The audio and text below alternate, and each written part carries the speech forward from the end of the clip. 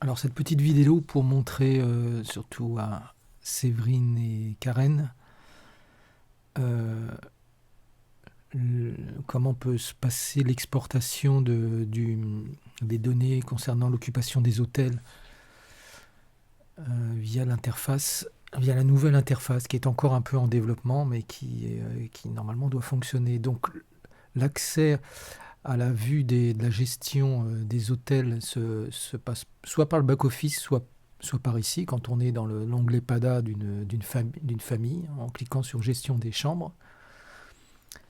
Euh, Ici, on a l'outil qui permet de gérer toutes les informations sur l'occupation des chambres individuellement.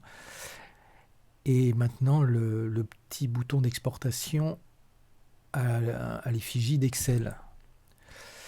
Donc c'est ça qui est encore en bêta, hein, ce qui n'est pas complètement affiné. Donc si jamais vous rencontrez des bugs, il faut me signaler. Mais en gros, voilà, on a un formulaire dans lequel on peut... Là, la demande de Karen, c'était sur le mois de septembre.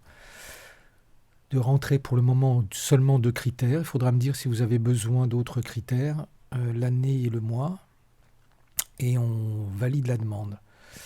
Ici, il y a des champs qui disparaîtront, mais une petite barre de progression pour vous faire patienter, parce que là, l'air de rien, il y a beaucoup de lignes à trier. euh, pour effectuer il y a des sous-autos à effectuer, il y a un fichier Excel sur plusieurs feuilles à remplir, donc ça prend un certain temps. Vous allez voir sans doute une petite tasse avec une tasse à café. Et au bout d'un moment, on vous propose d'enregistrer un fichier Excel n'importe où sur votre disque dur. Hein. Donc, ne pas oublier d'ouvrir le fichier, ouverture automatique du fichier, la petite case qui est en dessous pour pouvoir l'ouvrir directement. Et une fois que c'est fait, normalement, on a ça, c'est-à-dire un fichier.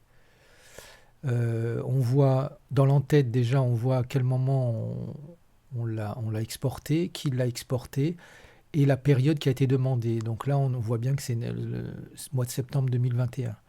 Ensuite, il y a la liste avec les totaux généraux de tous les hôtels.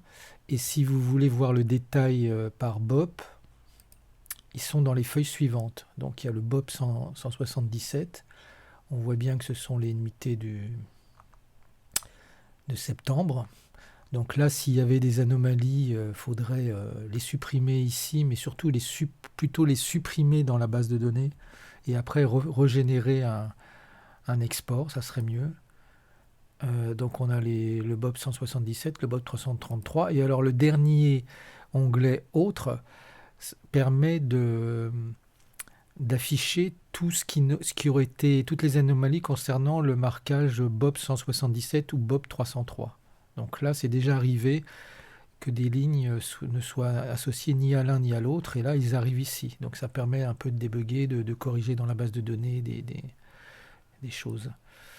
Voilà, bah écoutez, c'est tout. Ce que je vais faire moi de mon côté, c'est de continuer à travailler sur cette fonctionnalité de formulaire HTML dynamique pour éventuellement rajouter d'autres critères que l'année et le mois, puis changer un peu de trois choses dans la présentation. Mais évidemment, toutes les suggestions sont les bienvenues. À plus.